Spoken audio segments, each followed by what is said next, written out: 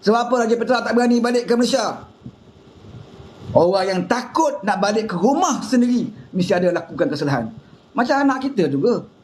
Kalau anak kita lari daripada rumah, kita panggil balik tak nak balik, panggil dengan baik pun tak nak balik, tak nak juga dia balik ke rumah kita, mesti ada something wrong, saudara. Mesti ada sesuatu. Kalau tak dia curi duit kita, ada benda yang dibuat. Mungkin dia pernah jual TV dalam rumah kita, anak kita. Mungkin dia pernah curi duit dalam dompet kita. Mungkin dia pernah curi duit isteri kita. Sebab itu takut nak balik. Macam itulah dengan anak pemimpin.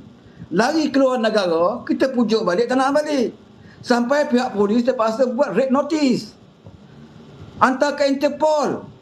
Tak nak balik, tak apa. Kami belanja, kamu tambang balik. Tunggu. Tunggu dan topok menantu kamu. Belum lagi kira anak si Mejah. Kes minyak masak tak settle lagi. Banyak, saudara, banyak kalau kita nak cerita. Sebab itu mereka sedaya upaya kalau boleh dengan cepat-cepat nak tukar kerajaan ini. Sebab dia nak selamatkan puak-puak itu, saudara. Puak-puak inilah selama ini yang mengikat perut kita 3 bulan yang lalu. Kita ada akal, kita ada fikiran, fikir, saudara. Jangan kerana emosi, sentimen kaum dan agama sehingga kita melupakan dan tak tahu nak milih mana satu yang benar, mana satu yang batil.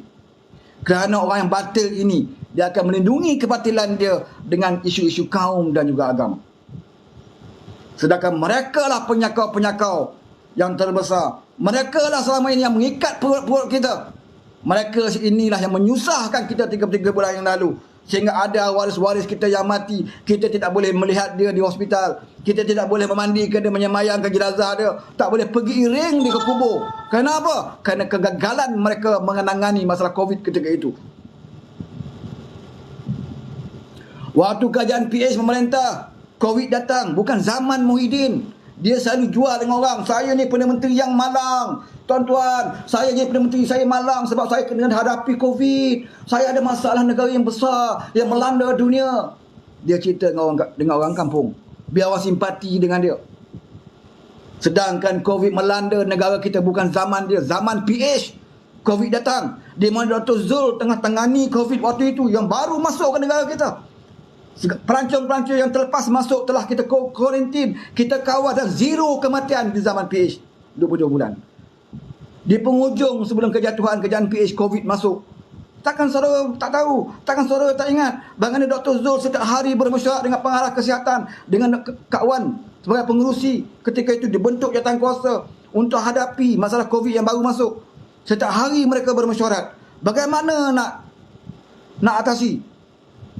Dan kita berjaya atasi.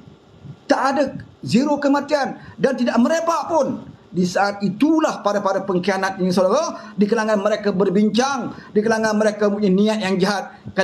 Ketika keadaan menghadapi COVID, di kala kerajaan ini diuji oleh Allah dengan bala bencana, puak pengkhianat ini pun nak melakukan pengkhianatan.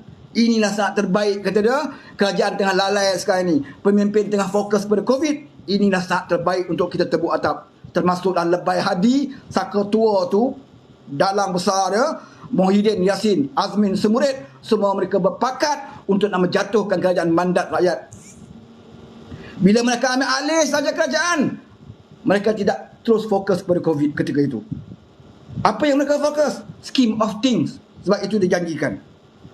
Mereka ambil alih kerajaan, mereka buat pelantikan, berebut-rebut, melobi-lobi jawatan. Sebab itu dijanjikan oleh abah kau.